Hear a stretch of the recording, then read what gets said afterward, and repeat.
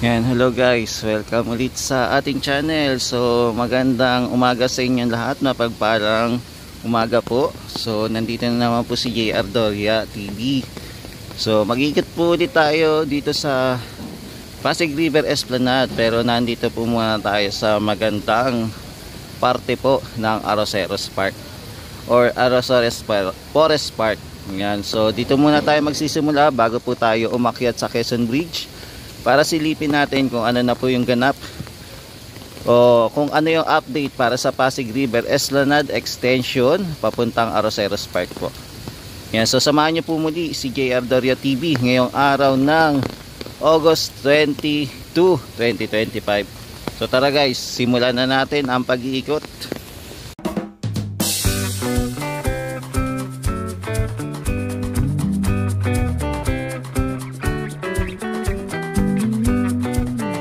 Yan, so mga tropa guys, mapapansin nyo maganda po yung mga nilagay po na mga tiles dito, or tiles ba to or paver. Yan, kung paver, stone or tiles, ayan, maganda po yung pagkakalagay. So ngayong araw po ay yan, so Friday na po ngayon, ngayong araw. Tapos nakakadanas po tayo ng pag-ulan po ngayon. Yan, not sure po kung may habagat lang po ito or may paparating na bagyo, dahil hindi po din tayo nakakapag-update sa mga pumapasok po na bagyo o habagat sa ating lugar dito sa Maynila. So tara, akit na tayo sa Pasig River Esplanade. Yan, so nandito po tayo sa I Love Arroceros. Yan. Yan, pasensya na po kung medyo shaky yung aking paglalakad. Yan, sana hindi din po kayo mahilo. Yan, so guys, nandito po muna tayo sa Quezon Bridge. So dito muna tayo mag-update mga tropa. So ito po yung sitwasyon ngayon dito sa Maynila. Ayan, umuulan po ngayon. Pero kahit na po umuulan, tuloy-tuloy pa rin po yung ating pag-update dito sa Pasig River Esplanade ngayong araw ng Friday. So ito, sisilipin na natin yung Arroceros Park. So may mapapansin po pala kayo, itong yung ibang puno pala dito na putol, no? Pinutol, trinim. Yan, binawasan po. Kung dati mapuno, pero ngayon wala na. Tapos yung iba pala ating mga lamppost pala na wala na rin pala, no? Tinanggal na. So malinis na pala yung paligid dito. Yan, kung mapapansin nyo, diba? Ayan, maganda na tignan. Tapos na-trim na din po yung ating mga puno. Ayan. Etong mga lamppost, not sure kung magagamit pa to, no? Pero eto, pinagbabaklas po. Kung papalitan po siya ng bago. Tapos eto naman po yung ating ayan, yung steel deck, nilagay na din po. Tapos abangan na lang po natin kung kailan naman po sila maglalagay naman po. Eto, naglalagay na pala sila ng steel matting.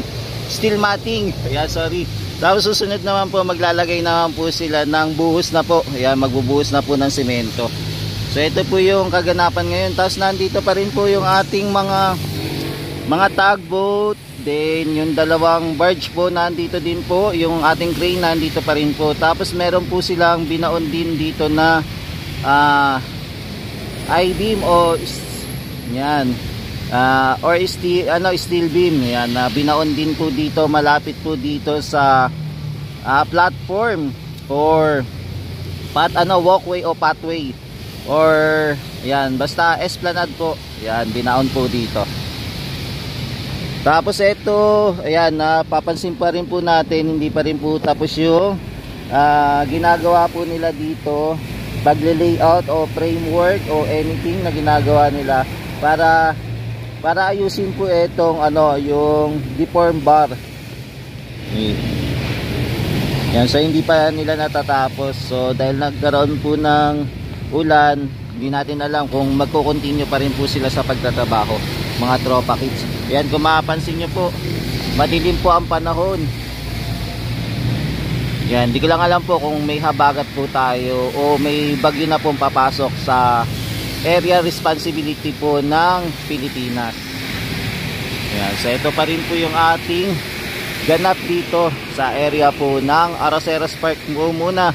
Pero nandito po tayo sa taas po ng Quezon Bridge. Yan, so ito muna yung update natin dito naman sa area. Yan, tapos yung ating namang yung dito yung lumang viewing deck. Ito, ayan, na na talaga, nagiba na po yung mga railings. At saka maging dito din sa ramp na tanggal na. Pero yung mga lamppost pa po, ayan, not sure kung tatanggalin po or mag-i-stay po yung lamppost. So abangan na lang po natin kung ano po yung magiging ganap. Yan, so ito muna yung quick update natin. So balikan po natin ito bukas kung hindi po malakas ang ulan. Pero try pa rin po natin mga kababayan. Yan, hello mga tropa kids. So nandito naman tayo sa other side naman po ng Quezon Bridge. So malapit po sa Loton Pasig Ferry Station naman po. So mapapansin nyo po guys, naglalagay na din po sila ng ayan, pile cap box po, linalagay na po nila dito. So sisimulan na po nila. Kaya lang mapapansin nyo po, medyo yung tubig po napakataas po, para pong aabutin po yung ating pile box. Ayan, inabot na po pala, hindi lang po inabot. Tapos yung mga pilote natin na nabawasan po, mapapansin nyo po yung iba lubog. Ayan yung iba lubog na, diba? Bakit kaya ganyan yan? Bakit pinalubog? Ayan, hindi natin alam kung bakit lubog na po yung ating mga pilote, kung mapapansin nyo po. Tapos may mapapansin din po kayo na mga basura na nandito din sa gilid. Ayan. Tapos meron din po kayo makikitang mga kahayupan dito. Ayan, mga alaga. May manok, may bibe na nandito po. Ayan. Ayan. So mapapansin nyo din po yung mga pinagagawa dito na mga paver stone. Mukhang sementado po ata ito, nakasemento. Hindi po ata siya ginawa na para lang yung nakalagay lang po sa buhangin.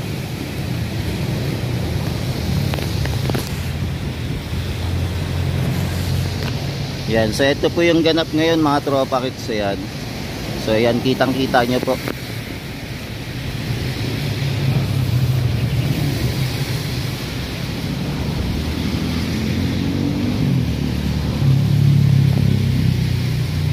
Yan, so ito na po yung mga nailagay dito sa area.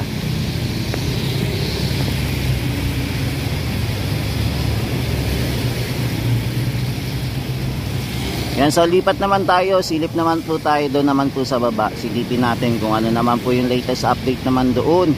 Malapit po sa may footbridge. So tara guys. Yan, so ito po yung itsura ng ating Quezon Bridge pa rin po sa kabilang side naman po. So ito po yung panahon ngayon. Okay, tara na, let's go na guys. Punta na tayo sa kabila. Yan, sa mga tropa, silip po naman tayo dito sa area naman. So dito naman tayo magmamasid-masid dito sa ginagawa din Pasig River Esplanade. Dito naman po malapit naman po sa footbridge. Ayan. So pag nandito tayo, maganda po yung view, kung sakaling magawa na po ayan ng lubusan etong project dito sa area malapit po sa Loton Station. Ayan. So ito po yung mga project dito.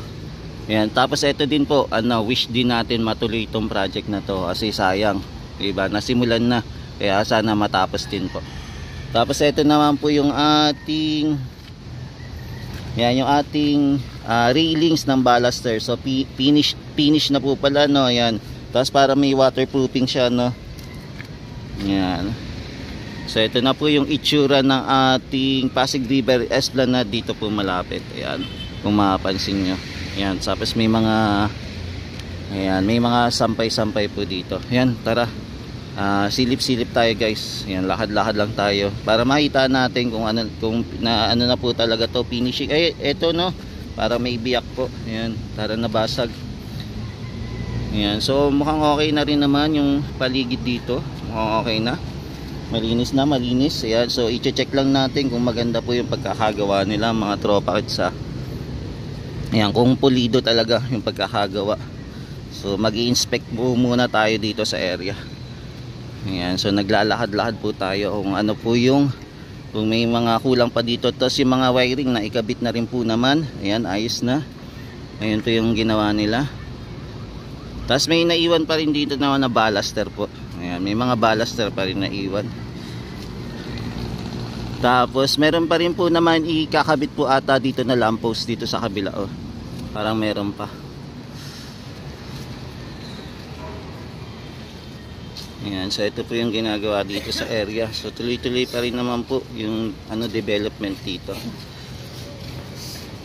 Ayan, tapos ito maglalagay na din po sila ng lamppost din po dito. Ayan, lalagyan na din. So abangan natin yung lamppost kung kailan ikakabit naman po. Ayan, tapos may kinabit na din po sila na wiring na dudugtong, siguro sa sample lang po nila. Tapos ito po yung mga ballaster naman na yan, yung mga ballaster po na naiwan po dito. Yan, so sa lahat naman po mukhang okay na rin po, mukhang napasadahan na finishing na po. So dito parang wala pa po nilalagay na yung pang yung pang waterproofing. Ayan, wala pa.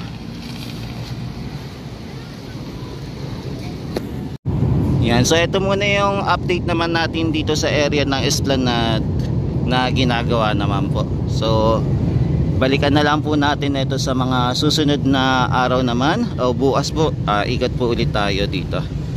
Yan, silip po ulit tayo. Pero yan, kung mapapansin nyo po, 4 pa lang po na lamppost yun na ilalagay dito sa area.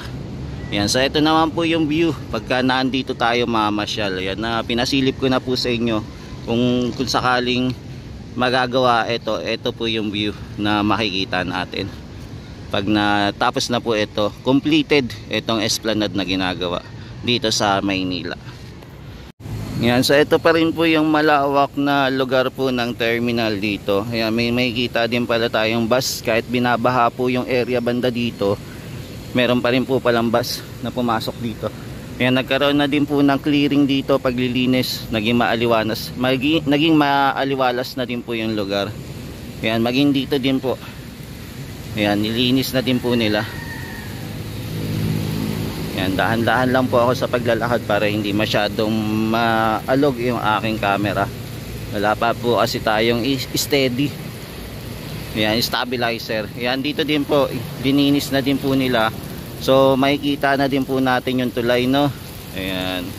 So ito na po yung itsura. Tapos nandito pa rin po yung ating crane. Nakaabang pa rin po kung kailan po magsisimula yung project po muli. Ayan. So ito po yung itsura ng ating terminal po.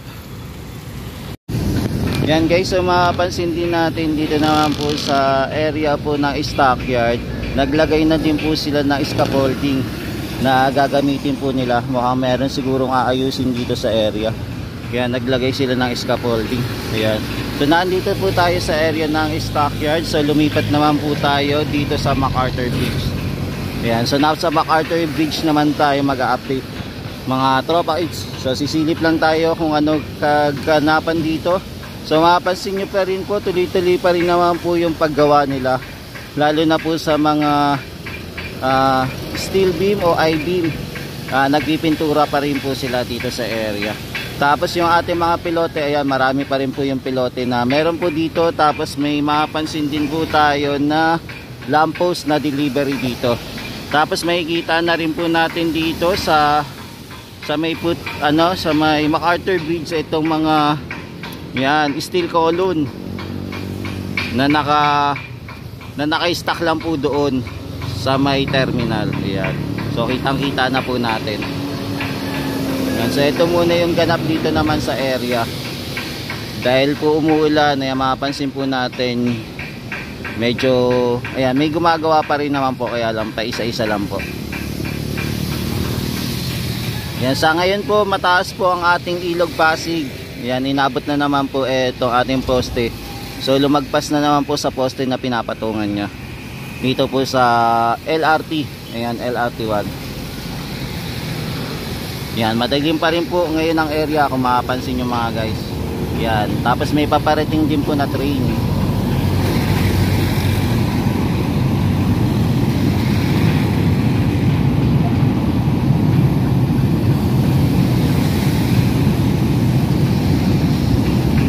Yan, so ito muna yung update natin dito sa other side naman po. Ayan, nagsisimula na naman po bumuhos ang ulan. So lipat na po tayo sa kabila mga tropa.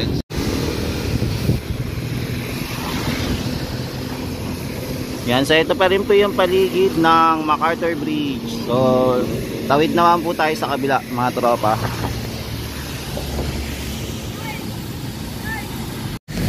Yan, so mga tropa, nandito naman po tayo sa other side naman po ng MacArthur Bridge. Yan, kung mapapansin nyo po, yung tubig halos papasok na po dito sa pangpang, dito sa ginawa po nilang flood control, no. Ayan, halos papasok na din po.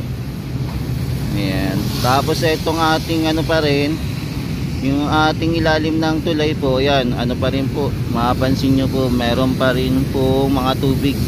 Tapos ito yung mga trabahador natin, ayan, mukhang i-stop po muna. Tapos ito yung yung bore pile po. Ayan, board pile. So naka-stop po muna. Tapos nandito pa rin po yung ating mga steel sheet or pile sheet. Ayan. Sheet pile, o yan kung anong yung tawag sa kanya. Tapos mapapansin din po natin ito, unti-unti na po palang tinatabunan din po ng mga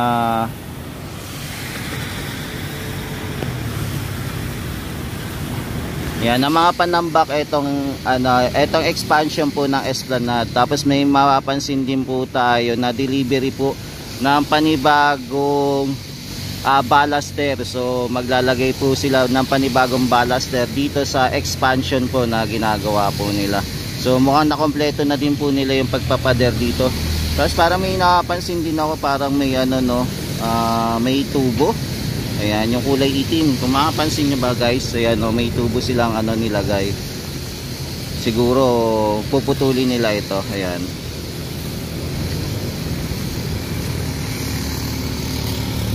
Ayan, so abangan natin kung ano ilalagay nila dito. Ayan, so ito po yung itsura ngayon. Ayan, so makapansin nyo po, bumubuhos na din po yung ulan. Baka siguro po, baka mamaya wala pong paninda dahil sa tuloy-tuloy na pag-ulan dito sa Maynila.